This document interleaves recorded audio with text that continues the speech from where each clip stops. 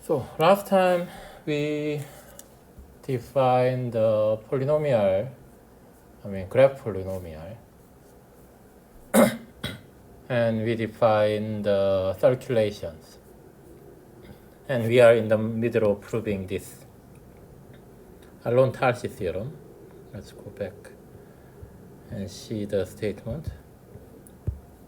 So when we have a graph and we give some orientation and we get the digraph T. And each vertex, we consider the function which is the out degree of that vertex plus 1. Then this digraph or its underlying graph is f-choosable as long as the number of even circulation and the number of odd circulations are different. For that, what we showed is that if we have this graph polynomial, recall where is this graph polynomial, and each variable is corresponding to the vertices. And if we want to color this vertex with certain number, say 1, then we substitute this 1 in here. Then the coloring is proper is same as this polynomial has non-zero value. From that, our goal is to show that there are some choices of the numbers whose substitution into this polynomial leads to a non-zero value. For that, we first show that for some monomial in that graph polynomial, the coefficient, the absolute value of coefficient is same as this diff, the difference between the even circulation and odd circulation. And also we now have this polynomial with at least one term which is non-zero. And now we want to show that we can choose, for each I we can choose some number xi so that this evaluation, once you do the evaluation of this polynomial, then it is non-zero. For that, we prove this. If f is a polynomial in n variable, and degree of this f in terms of as a polynomial in xi is at most ti. And for each I, we have this set of possible choices of number, which will be colored later. So Si has ti plus 1 vertices, 1 values. Then we can choose, these values widely so that this f, so let's to put it this way. If, for every choices of this x1 to xn out of this Cartesian product of Si, the value of f is always 0, then f is identically 0. Contrapositive is that the f is non-identically 0. That means it has a term, non-zero term there. Then there must be a choice which makes the f to have a non-zero value. So this is quite close to what we want. What we want to prove is this combinatorial Nullstellensatz, which says that if there is one non-zero value, non-zero coefficient, ti, each of xi has a degree ti, then we want to make sure that as long as we have this, each set has size bigger than ti, then we can choose, the number, which is x1, to xn, so that the f has non-zero value there. So one difference between these two statements is that if we have, say, x1, x2, x3, say 3, 2, 1, x1, 2, x2, x3, 2, 3, 1, 3, 1, 2. If we have this polynomial, and if we apply this first lemma, the lemma 4.45, then what it says is that as long as, we have S1, S2, S3, each of which has size bigger than 3, then there exists, say, x such that f of x is 0, say p of x, let's write f and this x is in the product of 3 si. This is what we get from the previous lemma. But in this combinatorial Nussstellenscha, what we want to prove is stronger statement. Because this term has a non-zero coefficient. We want to say that if S1 has size bigger than 3, S2 has size bigger than 2, S1 has size bigger than 1, then we want to show that there exists x in here with f of x non-zero. You see the difference. So our basic idea is as following. If we have this term,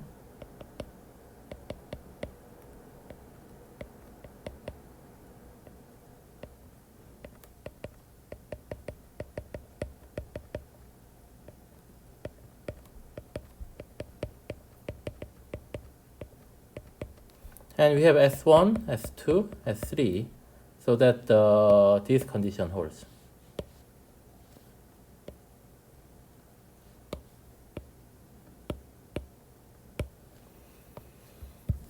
This is F. Then what we want to do is we want to find another polynomial which has some other term, but every xi, x1 has at most its degree at most 3, every x2 has degree at most 3, at most 2, and every x3 has degree at most 1 in this polynomial. And f of x and f of head x are same for all x in here. So we don't really care about the values of this outside of this, Cartesian product, right? Because our aim is to find x inside of here, which makes this polynomial non-zero. So as long as these two have the same value inside of here, we don't care about what happens outside. And we want to find such a polynomial and apply lemma 4.45 here, so that this is non-zero for some value. Then automatically this is non-zero for some value because they have the same value. So how do we do this is that every time we see, say, so here we want to make sure that we don't have any x2 to 3. So as long as we see this, we want to replace with some other, polynomial with a smaller value, smaller degree. So let's see how we can do this. So let's just assume that it suffices to prove the statement when each SI has, I didn't turn off the Wi-Fi. So each SI has size Ti plus 1.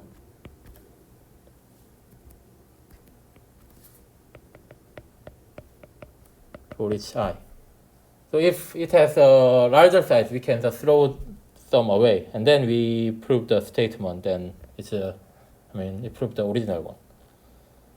And what we want is, we want to, as I mentioned before, change f into a new polynomial, f hat, that agree with f on here, but has degree and most ti as a polynomial in xi for each I.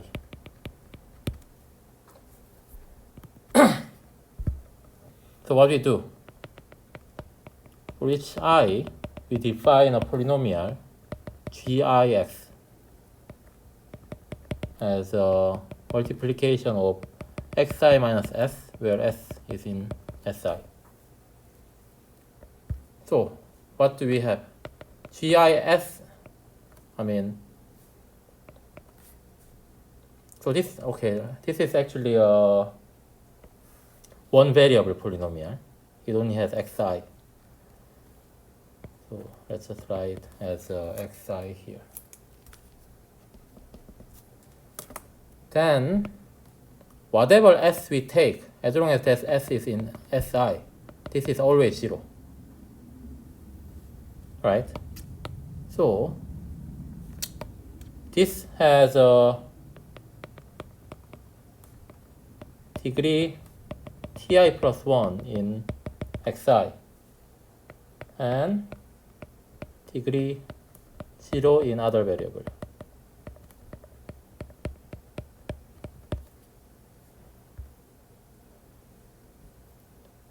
So, and we have, if you write this, if you expand this term, you get this gi is xi to the ti plus 1.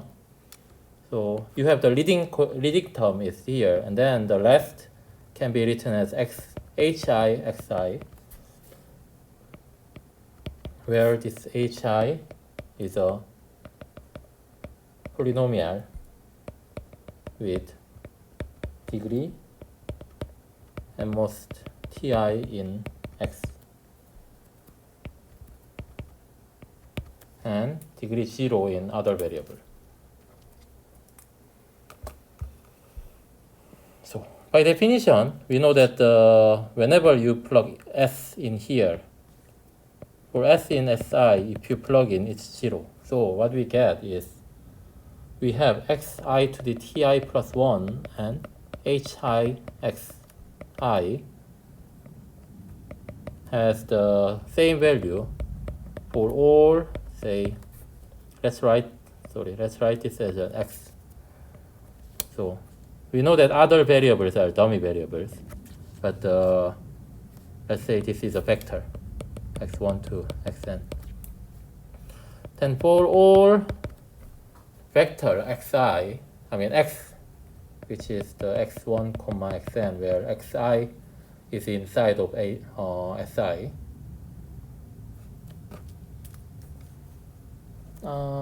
It's slightly confusing to write it this way, so let's write this as a xj. J is 1 to n. So this I and this j are different. This I is fixed, and j runs over all possibility. So these two has the same value.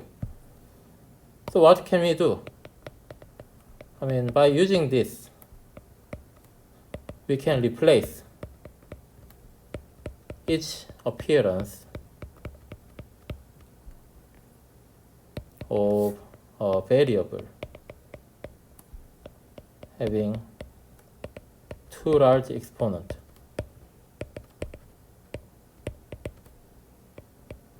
with a polynomial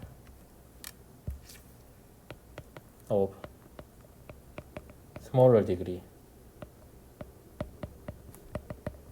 in that variable. So meaning that if we have this term and this has too much value, then you can change this into some polynomial here with smaller degree and x3 1. That will make that we no longer have a degree 3 term in x2. And then you do the same thing on here, and we keep do that until we cannot do anymore. If we cannot do anymore, then we are at the stage that where we have the desired desired property. So by making such a replacement, as long as the polynomial has degree greater than ti in some xi, we obtain f hat having degree at most ti in the variable xi for each I.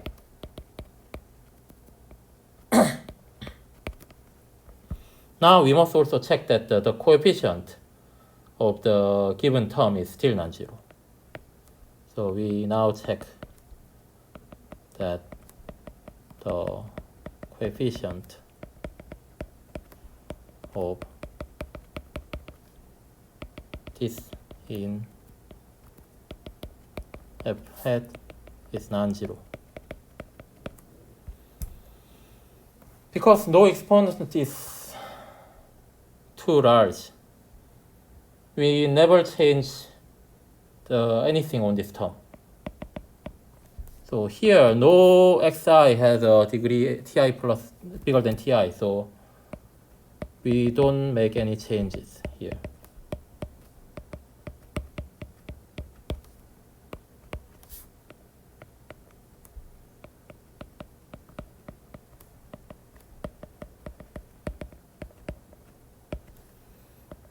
Also, because f has degree summation, degree t1 plus t2 plus up till to tn, any other monomial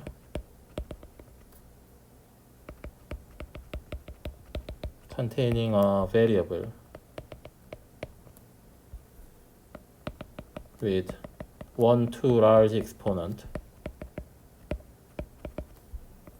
has some other variable, say xj, with the exponent less than tj.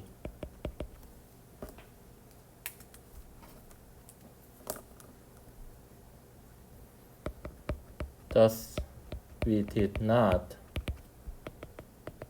introduce any terms that could potentially cancel out the term.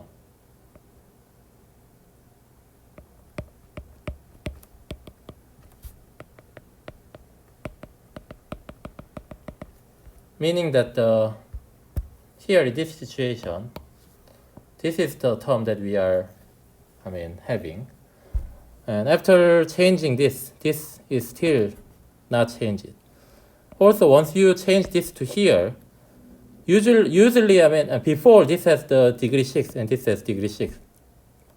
But now you replace it into a polynomial with degree at most 2. So every term we get from here has degree at most 5. The total degree is at most 5. So no term here can cancel this term with a degree 6. So again, here you might get a new term, so all of which has a degree smaller than 6. So after this, this is not cancelled out. This is still there.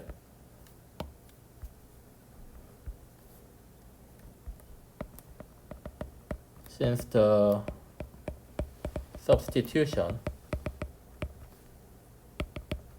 does not increase any exponent,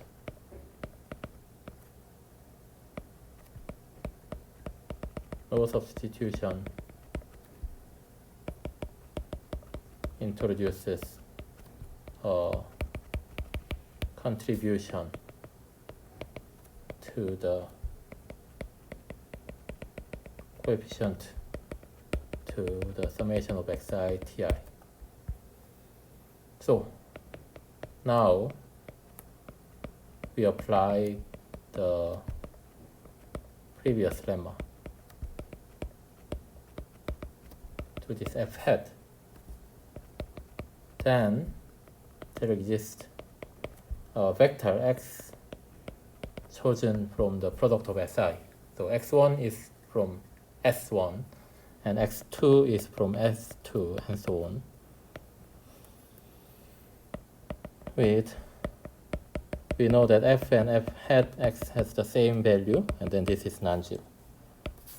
So this proves the theorem. So now we prove the combinatorial null challenges. Now, it's easy to finish the Alon-Tarski theorem.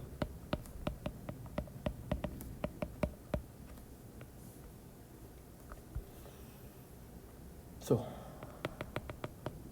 given a graph G with vertices B1 to Bn and an orientation T of G, and assume that we know that number of even circulation and number of odd circulation is different, and let Di be the out degree of each Pi. By the previous lemma 4.4, this one, we know that each monomial, the one monomial in the graph polynomial is same as the difference between even circulation and odd circulation.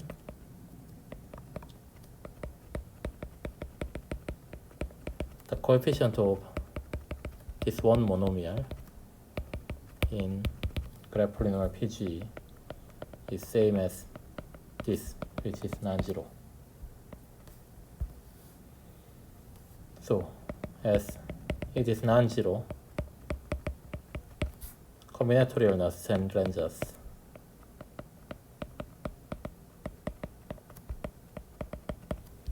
implies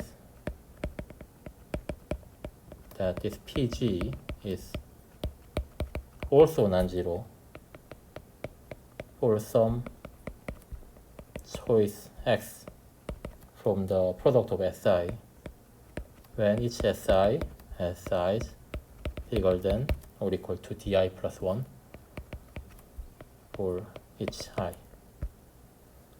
So, with F being 1 plus the out degree of this vertex for each vertex B, and take this Si as the list of possible colors, acceptable colors at the vertex Bi, then this exactly says that the T is, let's say the underlying graph G is F-choosable.